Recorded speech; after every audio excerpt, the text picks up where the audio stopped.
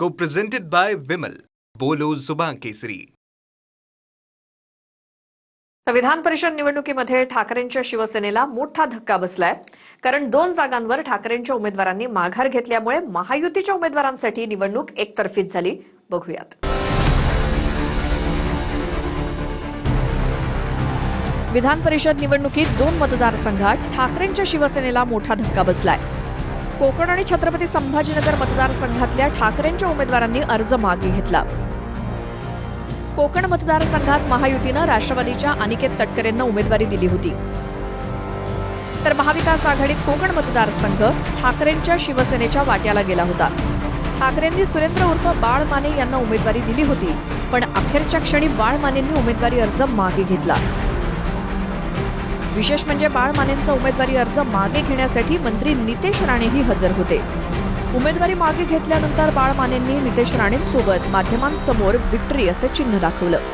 तर राष्ट्रवादीच्या कार्यकर्त्यांनी सुनील तटकरेंना पेढे भरवत जल्लोष केला.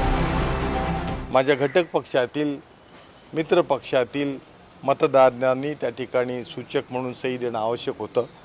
मी अनेक वेळेला मागणी करून सुद्धा मला सह्या मिळाल्या नाहीत आणि मला थोडंसं शंकेची पाल चुकचुकली की मी जेव्हा विरोधी पक्ष म्हणून एकत्र लढतोय पण मला आज इथं सह्या मिळत नाहीत. परंतु त्यावेळची ती परिस्थिती तशी नव्हती.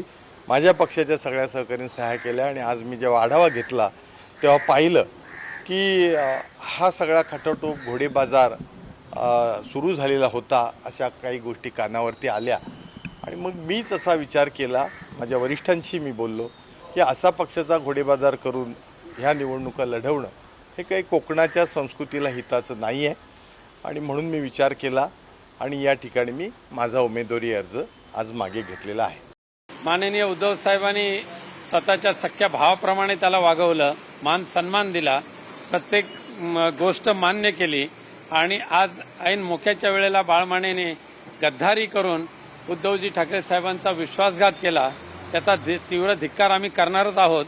परंतु बाळ म्हणजे लाचारी, बाळमाने म्हणजे स्वार्थ अशी त्याची ख्याती होती. त्यामुळे आम्हाला सुद्धा शंका होतीच आणि जे शंका होती ती खरी ठरली.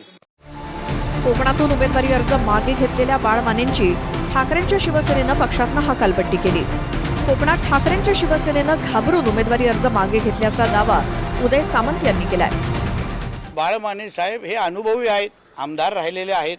ह्यांना हे काय लहान वयातलं विषय नाही आहे. त्यांना बरं वाईट काय सगळ्या गोष्टी माहिती आहेत आणि म्हणून वरिष्ठ पातळीवर ठरलेला जो काही निर्णय होता त्याच्या अंमलबजावणी करण्याचं काम एक कार्यकर्ता म्हणून मी करतोय आणि म्हणून महायुतीचा प्रतिनिधी म्हणून आज मी बाळ माने साहेबांबरोबर इथे आलेलो आहे आणि आज त्यांनी आमच्या वरिष्ठ पातळीवर त्या सगळ्या नेत्यांच्या शब्दाचा मान ठेवून आणि एकंदरीत ती काय राजकीय परिस्थिती त्यांना त्यांच्या अनुभवापोटी जी दिसली त्याप्रमाणे त्यांनी तो निर्णय घेतलेला आहे. समोरच्या महाविकास आघाडीच्या किंवा अन्य उमेदवारांनी माघार घ्यावी यासाठी किमान आज दिवसभरामध्ये 150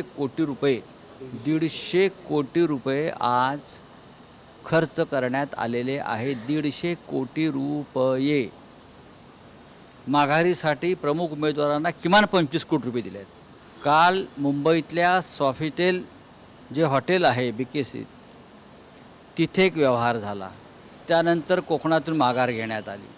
संभाजीनगरमध्ये आमच्या उमेदवाराने का माघार घेतली, तिथेही साधारण त्याच पद्धतीनं व्यवहार झाले. मी सकाळपासून UBTच्या अनेक लोकांना सांगतोय की तुम्ही अर्ज मागे घ्या, तुमच्याकडे मतदान नाही. पण शहाणपण कसं असतं बघा. हीच परिस्थिती आमच्या कोकणामध्ये होती. परंतु आत्ता मला सांगण्यात आलं की शहाणपणा करून आमच्या कोकणामध्ये UBTनं भरलेला फॉर्म मागं घेतला आणि आमच्या कोकणातली निवडणूक देखील बिनविरोध होईल अशा पद्धतीची शक्यता निर्माण झाली.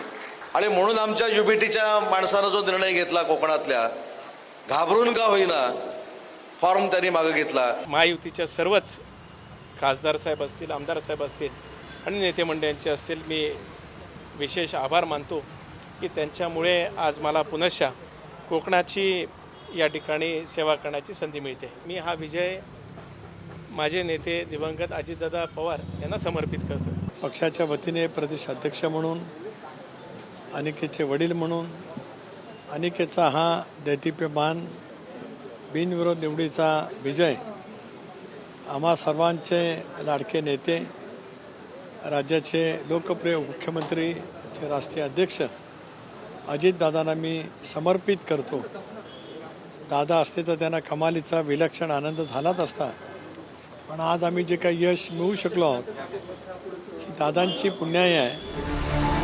दुसरीकडे छत्रपती संभाजीनगर मतदारसंघात ठाकरेंचे उमेदवार देवयानी पाटील डोणगावकर यांनीही उमेदवारी अर्ज मागे घेतला. दबाव टाकल्यामुळे उमेदवारी अर्ज मागे घेतल्याचं कृष्णा पाटील डोणगावकर म्हणाले. अंबादास दानवेंनी मला माझ्या मिसेसचा फोटो मागवला आणि मी तो देत असतानाच सांगितलं की मी हे पाठवतोय, परंतु पर्यायी उमेदवार तुम्ही भरून ठेवा. असं ही फक्त निवडणूक बिनविरोध होऊ द्यायची नाही म्हणून आमचे 2 फॉर्म्स होते. ही खर्चिक निवडणूक होती आणि त्याच्यातनं काही निघत असेल निकाल तरच ती निवडणूक लढण्यात अर्थ होता. शिंदेच्या पक्षाकडनं मला काही रिस्पॉन्स, मी काल परवापर्यंत त्यांना भेटून त्यांची मदत मागण्याचाही प्रयत्न केला. त्यांच्याकडनं तो काही प्रतिसाद मला मिळाला नाही. नोटीस तर तो त्यांचा प्रकारच, तो दबाव टाकण्यासाठी ती नोटीस दिली आहे तर मला 100%, पण त्यांच्या दबावाला मी काही भीक घालत नाही. असे मी ते आम्ही काही चूक केलंच नाही तर त्याची उत्तरं देऊ, पण त्यांचा तो टायमिंग जो आहे तो दबाव टाकण्याच्या प्रकाराचाच तो टायमिंग आहे.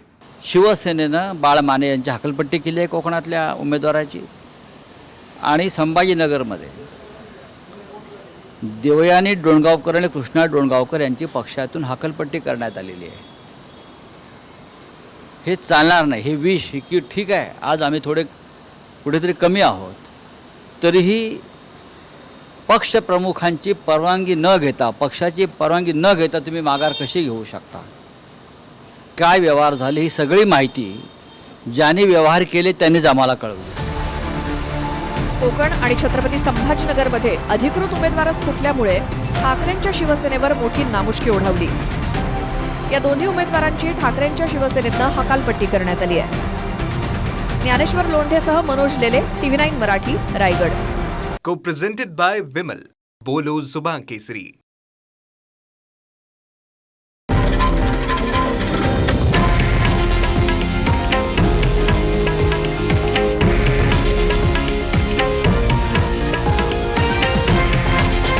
हे आहे देशातील नंबर 1 न्यूज नेटवर्क आणि आपण पाहत आहात TV9 मराठी, एकमेव.